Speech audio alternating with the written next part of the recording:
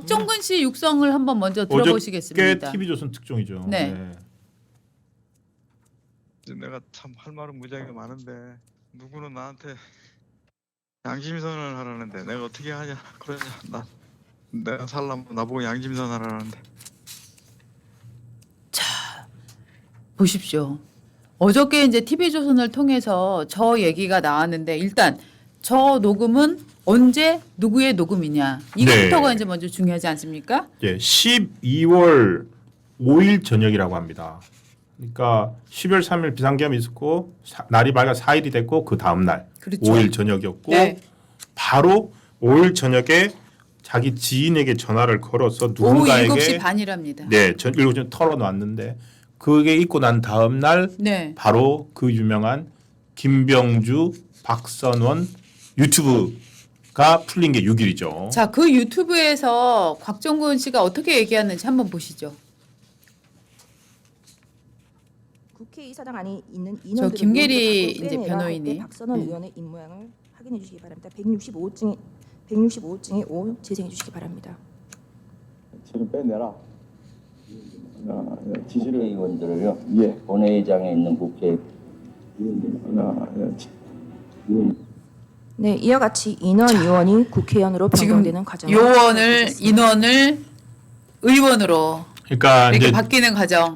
그러니까 이제, 예. 이런 것 같아요. 저기 만약에 맞다면 네. 원래 처음 짰던 대본에는 네. 전날 이미 뭐 내란으로 엮을 거니까 네. 지금 요지가 그거 아닙니까? 곽정근 특전사령관이 하는 말이 나를 내란으로 엮어 넣겠대. 양심선언 하래. 그래서 양심선언 한 게 이제 의원이라고 해야 되는데 안에 있는 의원들을 끌어내라라고 얘기를 해야 되는데 그걸 안에 있는 인원들, 안에 있는 요원들을 끌어내라 이렇게 하니까 시나리오 쓴 사람이 당황한 거예요. 의원. 지금 그 얘기를 본 거다라고 얘기를 하는 그렇죠. 거죠. 예. 그런데 저렇게 곽정근은 인원이라고 지금 파악을 하고 있는데 네. 다른 사람에 의해서 저 단어가 의원이라고 네. 바뀌어진 상태에서 선언을 공개를 한다면 저것은 양심 선언입니까? 비양심 선언입니까? 그러네요. 저걸 양심 선언이라고 할 수가 없잖아요. 그렇지 않아요? 저거는 거짓말 선언이고 아니 가짜 선언이 양심 선언을 가장한 거짓말 유포 행위잖아요. 거짓말 유표고 그렇지만 양심 선언이고 네가 네. 그렇게 양심 선언을 해야지 우리가 공익 제보자로 지정도 해주고 그리고 변호사비도 대주고 이런 사람이 있었다는 이렇게, 거죠. 지금 한 사람이 있었다라고 이거를 추정할 수 있다는 보도를 어저께 TV 조선에서 예. 한 거예요. 그러니까 이게 예. 이거 얘기만 들으면 짜네요. 보면은 뭐 내가 참 할 말은 짠하다는 표현이 맞나 모르겠는데 되게 불쌍해 보입니다. 곽정근 사령관이 엄청난 심리적 압박을 가지면서 아마도 친구한테 한 것 같은데. 네, 쭉 읽어주세요. 네. 얘기 좀. 내가 참 할 말은 무지하게 많은데 누구는 나한테 양심 선언을 하라는데 내가 어떡하냐 그러냐. 내가 살려면 지금 갈등하고 있는 거예요. 네. 내가 어떻게 그러냐. 네. 내가 살려면 나보고 양심 선언을 하는데 저는 이 그러니까 부분이에요. 옆에 동료가 제가 전화 통화를 하는 사람, 이게 전화를 녹음한 네. 사람입니다. 야, 명령에 죽고 사는 군인이 무슨 양심 선언이야? 예. 어?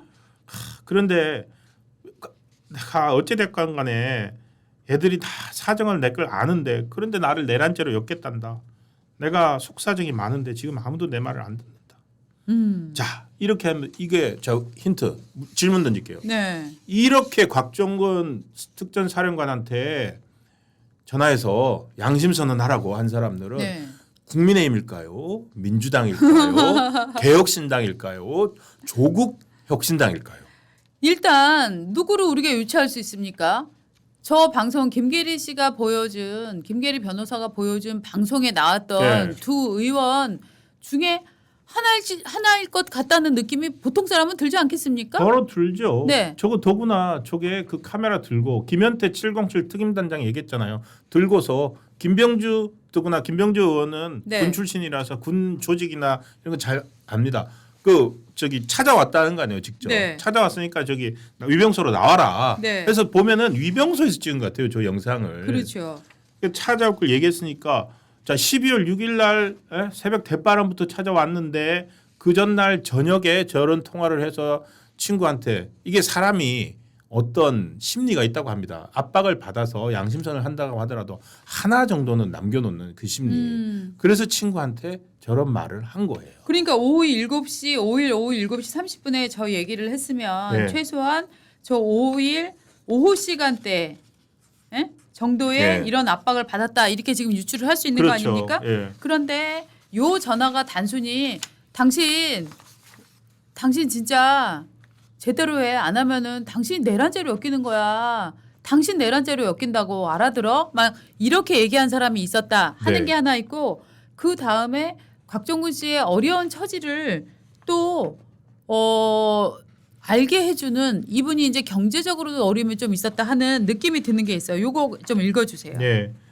보면은 이제 변호사비를 알아보고 있는데 야, 지금 나 솔직히 아들내미 딸내미 어떻게 먹고 살게 할지 그것도 걱정이다.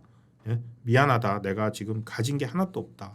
나중에 앞에도- 어려우면 좀 도와줘라. 그리고 예. 이제 친구한테 어떤 자신의 이후 법적으로 처벌받고 어떤 네. 재판을 받아야 되는 상황을 예상을 하고 그렇죠. 변호사도 마련을 해야 되고 하는데 당장 지금 대출도 많고 이랬다는 얘기를 친구한테 틀어놓습니다. 또- 아마도 누구누구야 이렇게 부르는 걸 맞습니다. 보면은 또 얘기를 해요. 앞으로 좀 어렵긴 어려울 것 같은데 내가 변호사는 고등학교 동기하고 후배들을 통해서 좀 해달라 그랬어. 네. 야 동창들이나 후배 좀 수소문 해갖고 나 변호 좀 해줘라고 얘기를 했어라고 지금 얘기를 합니다. 그렇습니다. 그런데 이 곽종근 씨가 또 닷새 뒤에 국회 이제 2번 출석을 했었잖아요. 그쵸. 여러 번 출석했잖아요. 박범계랑 두성찬 네. 만나는 게 이건 네. 12월 10일 날 가가지고 맞습니다. 윤석열 대통령으로부터 통화를 받았다라고 네. 오후에 얘기하는 그날입니다. 네, 그날은 또 점심시간 후에 민주당 인사들이 또 변호사를 그렇죠. 소개를 해주겠다고 얘기했다. 또 요 얘기가 또 나왔어요. 그렇죠. 이게 저희가 사진도 봤던 네. 박범계 의원이랑 앉아있던 그 장면 같아요. 근데 처음에는 그런 일 없다고 네. 막 하더니 새빨간 거짓말이라고 반박을 했거든요.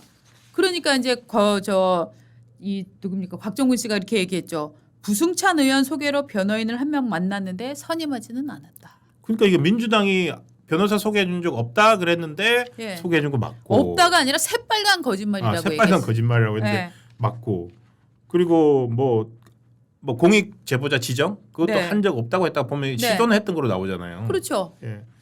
그러니까 다 맞는 게 다 맞습니다. 거짓말이에요, 다. 맞습니다. 예, 민주당에서. 그러니까 지금 이 통화를 한 사람은 굉장히 곽종근하고 가까운 사람인 것 같아요. 그 사람이 근데 저는 안타까운 군에서 게 만나서 한 20여 년을 이어온 사이라고 합니다.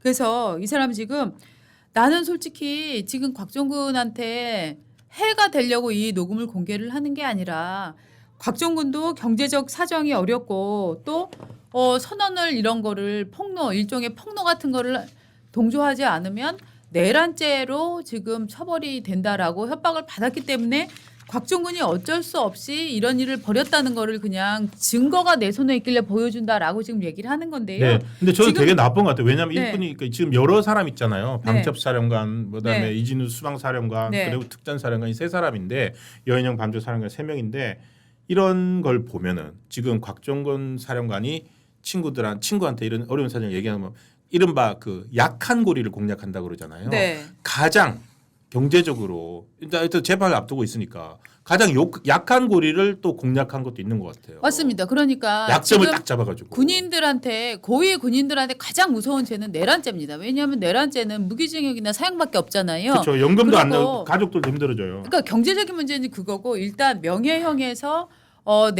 내란죄는 무기징역이나 사형인데 문제는 뭐냐 하면은 과거에 전두환 대통령 관련 예. 재판을 할 때 보면은 정말로 이 큰 장성들뿐만 아니라 그 밑에 있었던 수많은 군인들이 나중에 정말로 네, 그쵸. 집안이 풍비박산 나는 맞습니다. 거를 군대에서 정말 많이 봤습니다. 그래서 일종의 이 전두환 사단처럼 된다라고 하는 거는 군인들한테 엄청난 트라우마거든요. 그 트라우마를 건드린 거예요. 그래서 너 내란죄로 지금 처벌받을 수 있다라고 협박을 한 거죠. 그래서 법적으로 이제 죄목을 갖고 내란죄로 딱 정말 목덜미를 쥔 네. 거고 그 다음에 그래도 이 사람이 그래도 내란죄는 아니잖아요. 우리가 뭐 한 거 아니다라고 얘기하면 그런데라고 하면서 두 번째 카드를 꺼낸 게 경제적인 카드인 거죠. 네, 그러네요. 당신 내란죄로 이거 기소되면 어떻게 됐는지 알지? 이거 당신 정말 어떻게 돼도 당신은 연금 못 받아. 그리고 당신 대출도 많대. 뭐 이렇게 나오면 이제 정말 마음 흔들리는 거죠. 그러면서도 아마도 네. 추정컨대 그렇게 하면서 흔들리니까 네. 일단 우리 말 들으면 네. 우리가 변호사도 붙여주고 네.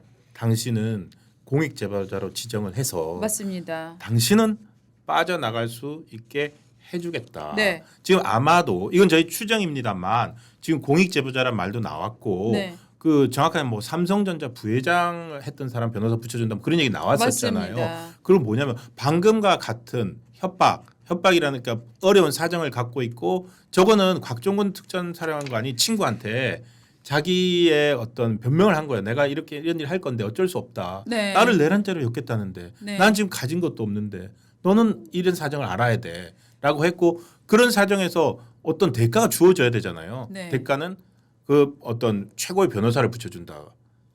그런 것들이 되겠죠. 공익제보자로 지정을 해준다. 그러니까 그런 얘기까지도 아마 하면서 일종의 딜을 했을 것 같아요. 제가 처음에 공익 제보자 얘기 나올 때 정말 그 얘기 했었잖아요. 저거는 분명히 딜이 있는 거다. 그렇습니다. 에? 그래서 분명히 야 너는 빼줄게.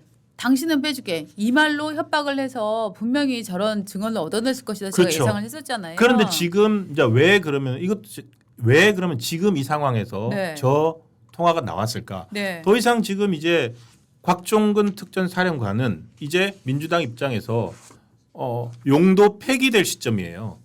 사실 재판도 받고 있고 공익 제보자 지정도 안 됐고 지금 변호사도요. 곽종근 사령관 같은 경우에는 자기 변호사가 없고 그 김현태 707 특임 단장 네. 그분 변호사를 같이 해주고 있어요. 네. 그러니까 정말로 건 떨어진 상황이 돼버린 거예요. 맞습니다. 그 상황에서 지금 어떻게 본다면 어려운 사정이 나오는데 지금 근데 사실 이 곽정근 지인도 네. 사실 요 음성을 조금 더 일찍 공개를 했어야 제 돼요. 말이 지금요. 예. 그러니까 근데 아마도 예. 그 시점이나 이런 걸 했을 때 왜 지금 아예 그러면 좀 미리 내놓지. 네. 곽 사령관은 이제 더 이상 뭐 저기 헌법재판소에 나올 리도 없고 네. 본인 재판밖에 안 남아 있고 네. 지금 면담도 쉽지 않고 지금 이런 기사를 쓰면서 기자들도 접근이 쉽지 않거든요. 네. 그래서 곽종근 사령관의 변론은 없는데 여러 가지 징후들이 이미 딜이 있었을 수밖에 없는 그런 상황을 얘기를 합니다. 그렇죠. 예를 들어서 김현태 특임 단장 같은 경우에 애초에 얘기를 했었잖아요. 그때 김병주 의원이 찾아올 때 질문지를 보냈다. 그 질문지를 자기 상관인 곽 사령관이 갖고 있더라. 심지어 그 얘기도 쇼까지 했었잖아요. 했잖아요. 우리가 항의 방문차 갈 테니까 맞아요. 그때 입구에 나와 있어라. 나와 있어라. 이런 얘기 했잖아요. 이거는 완전히 시나리오가 있었고 쇼였다라는 게 드러나는데 문제는 뭐냐면 자 국회의원은 만약에 여기에 국회의원이 관여가 됐다면 국회의원은 사람 협박하고 가짜 증언 끌어내도 됩니까? 이거는 그러니까. 처벌받아야 되는 행위 아니에요? 이게 지금 이건 뭐예요? 국회의원이 국회 안에서 무슨 청문회를 한다거나 예. 이 활동을 한 게 아닌데 심지어 그리고 청문회나 이런 국회 활동을 하면서도 거짓말인지 알고 일부러 거짓말을 짜고 치는 식으로 했으면 그것도 처벌받아요. 맞아요. 무조건 면책이 되는 게 아니에요.